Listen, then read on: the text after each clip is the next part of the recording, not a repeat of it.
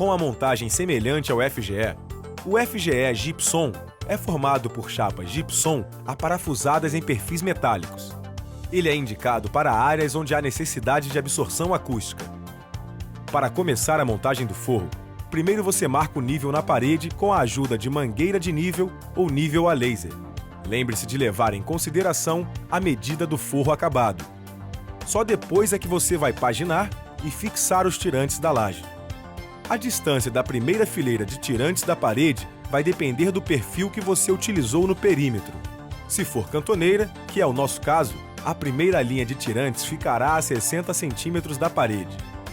Os demais tirantes ficarão a 1,20 m de distância entre os eixos. No outro sentido, os tirantes devem ser paginados a 60 centímetros no máximo, que é a distância máxima entre as canaletas. Uma forma de agilizar o seu trabalho é marcar na laje todos os pontos de fixação dos tirantes. Após marcar a paginação dos tirantes, fixe-os por meio de parafusos e buchas ou finca-pinos.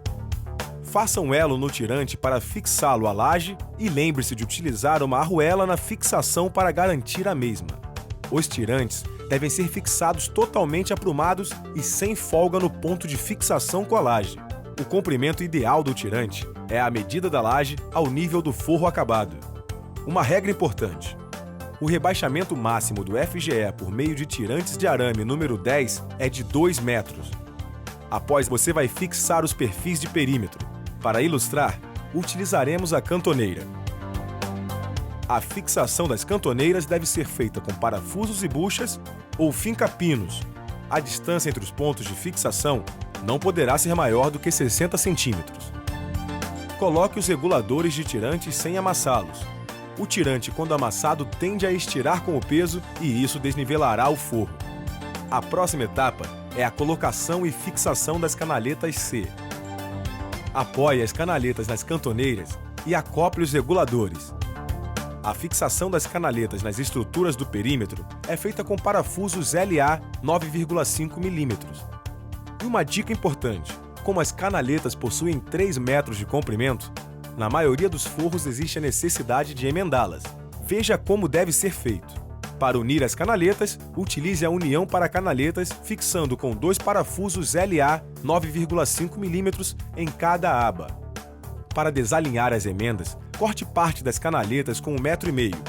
Na partida da paginação das canaletas, você vai usar as canaletas cortadas, intercalando com as inteiras, garantindo o desencontro das emendas. Após finalizar a fixação das canaletas, você vai nivelar o forro. Para facilitar o nivelamento do forro, use uma linha por baixo da estrutura na direção dos reguladores e faça o nivelamento. Você também pode utilizar o nível a laser. Após nivelar a estrutura, dobre os tirantes para garantir que o forro não perca o nível e os reguladores não soltem dos tirantes. Ao concluir o nivelamento, é a hora de fixar as chapas. Nos forros, a fixação das chapas é realizada no sentido transversal da estrutura. Uma característica do forro com chapas gypsum é que as chapas devem ser fixadas com as juntas alinhadas.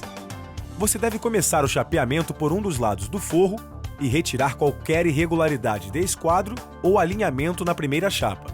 As chapas devem ser encostadas nos perfis e na alvenaria. O parafuso que você vai usar no chapeamento é o TA 25 mm. O aparafusamento da chapa deve ser feito por todo o perfil, com os parafusos a 1 cm da borda.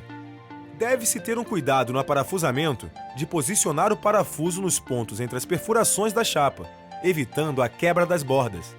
Nas pontas, você deve colocar os parafusos a uma distância de 5 cm das bordas. A distância entre os parafusos deve ser de 25 a 30 centímetros. É preciso ter cuidado também com a profundidade dos parafusos. A medida ideal é de cerca de 1 mm em relação à superfície. Uma dica: use sempre o limitador na parafusadeira. Assim, você garante a fixação da chapa e melhora a qualidade do serviço. É neste momento, na fase de chapeamento, que você aplica lã de vidro sobre as chapas. Após o chapeamento, basta realizar o acabamento. O processo de acabamento deve seguir uma sequência. Primeiro você trata as juntas rebaixadas, depois as do topo. os encontros entre os ângulos e, por fim, a cabeça dos parafusos. O acabamento deve ser realizado com massa de rejunte gypsum. Terminamos! O forro está pronto para receber o processo de pintura.